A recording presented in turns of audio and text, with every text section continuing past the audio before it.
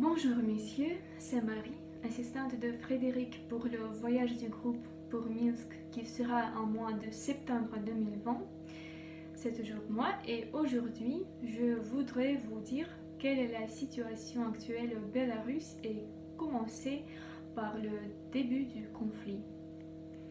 Bien avant le 9 août, jour de l'élection, l'entrepreneur Sergei Tikhanovsky a commencé à parcourir les villes et les villages du Bélarus et à montrer comment les gens vivent vraiment.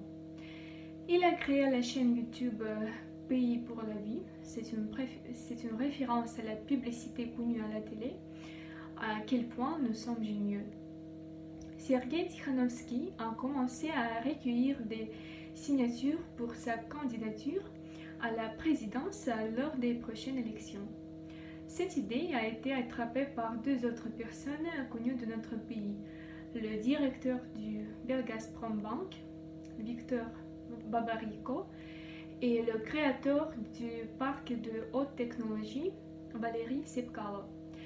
Dès le début de la collecte des signatures, il y a eu beaucoup de problèmes et il s'avère que le président Alexandre Loukachenko a recueilli le plus de signatures depuis 26 ans. Je parlerai vite à la suite.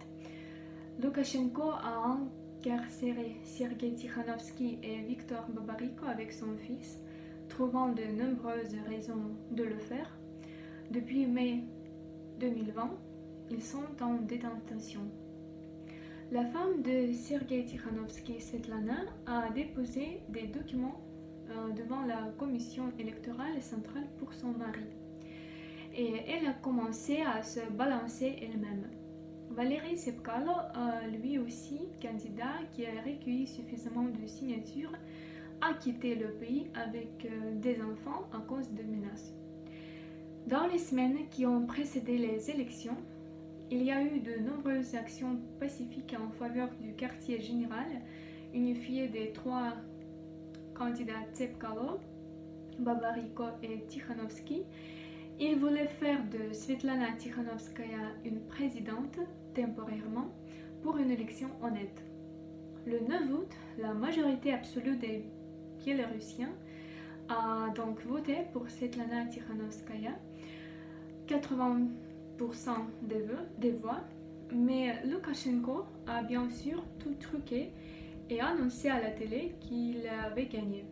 En fait, dans de nombreux bureaux de vote, des bulletins de vote ont été incendiés ou ont été mis au point pour un recyclage écologique. Après cette injustice, des gens à travers le pays, dans les villes, des villages, sont sortis dans les rues.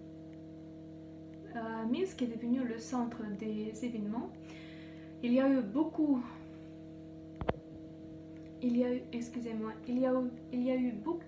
d'arrestations et d'affrontements avec la police.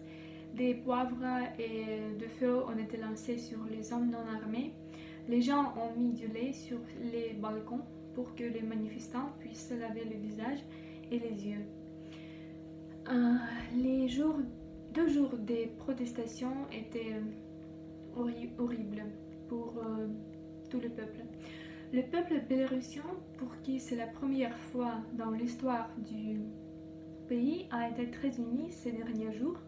C'est un grand pas pour les Biélorussiens de renverser un régime qui est déjà fatigué en de nombreuses années et de construire un nouveau pays où les gens peuvent descendre dans la rue et exprimer leur opinion, dans lequel les gens s'aident mutuellement, comme c'est le cas aujourd'hui, alors que beaucoup de gens sont au chômage parce qu'ils se sont exprimés et qu'ils partagent déjà plus de 1 million de dollars pour des rassemblements et des manifestations.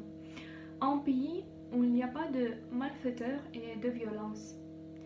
J'espère que le Bélarus sera bientôt libre et que nous allons choisir son président. On a besoin de votre soutenance. Merci pour l'attention.